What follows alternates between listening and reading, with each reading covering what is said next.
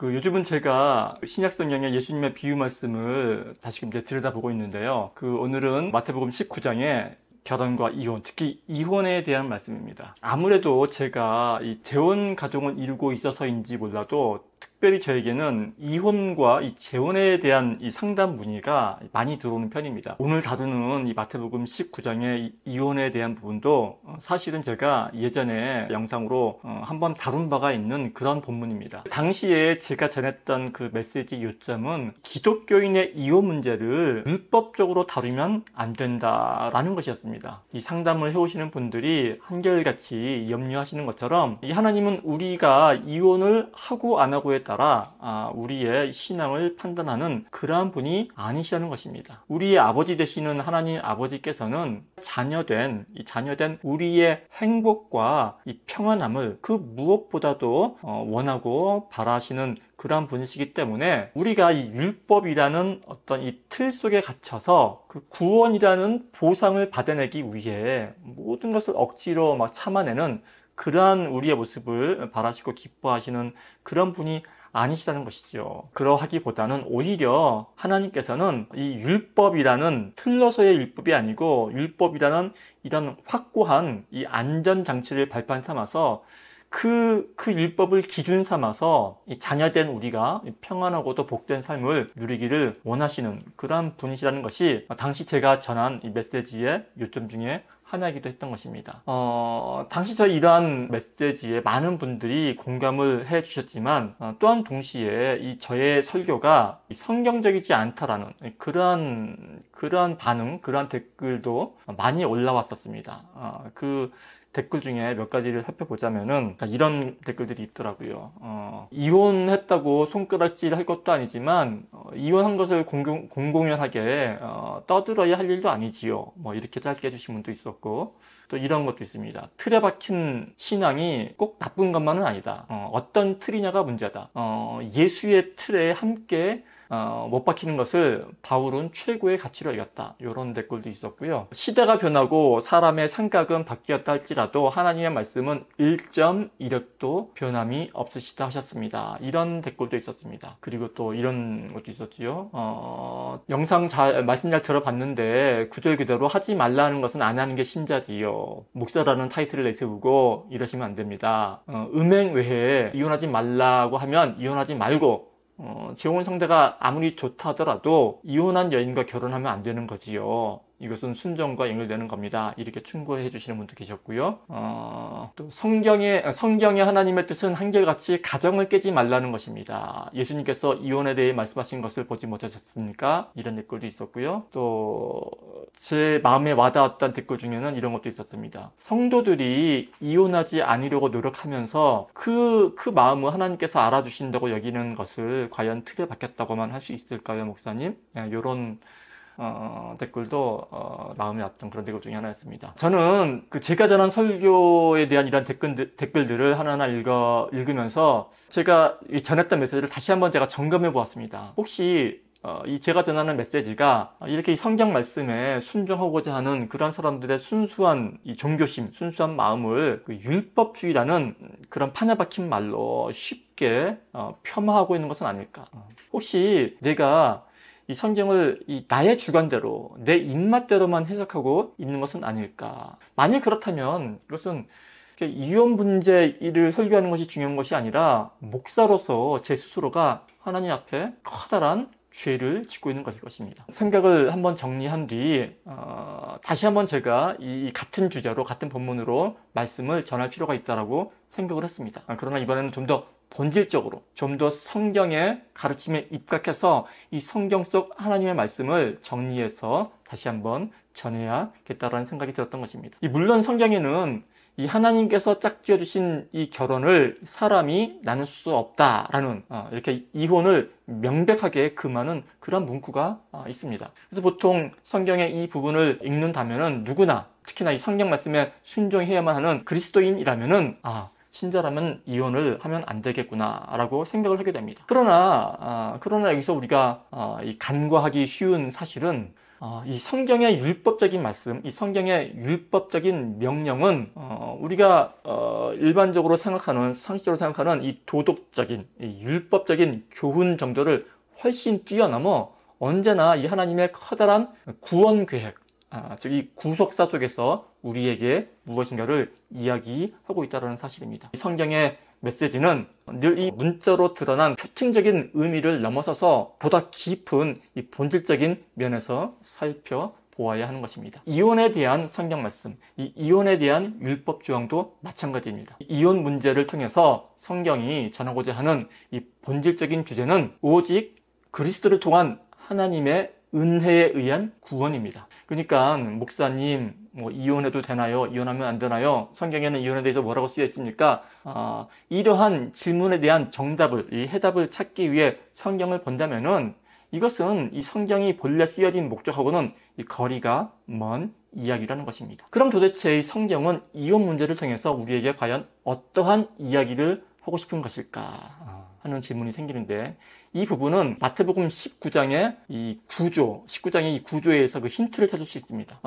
이 이혼 문제는 마태복음이나 마가복음이나 누가복음이나 할 것 없이 이 공감복음에서 모두 이야기하고 있는데, 모두 이 이혼 이야기 앞뒤로 어떤 이야기가 있냐면요, 이 어린아이처럼 되지 않고서는 천국에 갈 수 없다. 즉 이 어린아이와 같이 되어야 천국에 갈 수 있다라는 그런 이 어린아이에 관한 이야기가 있습니다. 오늘 본문에서 살펴보는 마태복음의 경우에는 이 본문의 이 앞과 뒤, 그러니까 이 18장과 이 19장 후반에 이 어린아이 이야기가 수록되어 있는데, 이 히브리 문학에서는요, 이거를 이 카이즘이라고 해가지고, 종종 이런 구조를 통해서 그 가운데 있는 내용의 의미를 설명하거나 강조하는 경우가 많습니다. 이거를 이제 우리말로는 역교차 구조라고도 합니다. 중심 주제를 먼저 제시하고 그 양쪽에서 이 대칭되는 어떤 구절이나 내용을 덧붙이는 그런 어떤 문학 양식을 말하는 것이죠.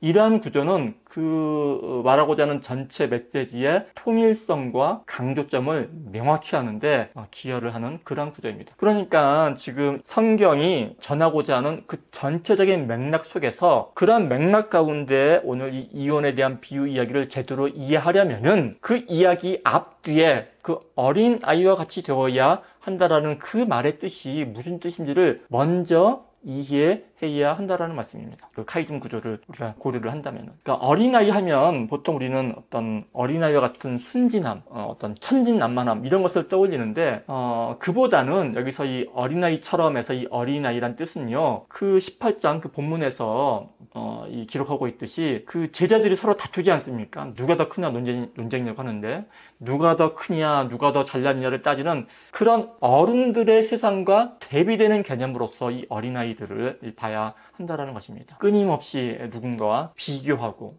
경쟁하는 그런 세상이 만들어 놓은 어떤 고정된 가치관, 그런 사고방식, 그리고 이러한 틀에 딱 갇힌 상태가 이 어른들의 세상이라고 한다면은, 이와는 반대로 이 어린아이와 같은 상태란 그러한 세상적인 가치체계에서 완전히 벗어나 있는 상태, 그런 상태를 의미한다고 볼 수 있다는 것입니다. 항상 이겨야 하고, 항상 남들보다 더 많이 가져야 하고, 남들보다 좀 더 우위에 서야 하고, 그렇지 않습니까? 우리가 하는 모든 스포츠 게임이나 우리의 어떤 사회생활, 어떤 성공을 향한 질주, 이런 것들이 다 이런 어른들의 세상의 단편이라는 것입니다. 그런 세상에는, 솔직히 그런 세상에는 성경에서 그토록 강조하는 용서라든지 무조건적 사랑, 이런 건 끼어들 틈이 없는 것입니다. 반면에 이 어린아이 같음이라고 하는 것은 그러한 세상적인 가치체계에서 완전히 벗어나서, 그러니까 내가 뭘 해서 얻어내는 것이 아니라 전적으로 부모에게 의존하는, 어린아이는 부모에게 의존하죠. 그러니까 여기서는 부모는 하나님입니다. 그러니까 전적으로 하나님에게 의존하는 그러한 상태를 말하는 것입니다. 아이들에게는 어른들의 이 계산법이나 고정관념, 그런 게 별로 없습니다. 천국은 바로 이런 계산할 줄 모르는, 머리 굴리고 따질 줄 모르는 그러한 사람들이 모여있는 곳이라는 것이죠.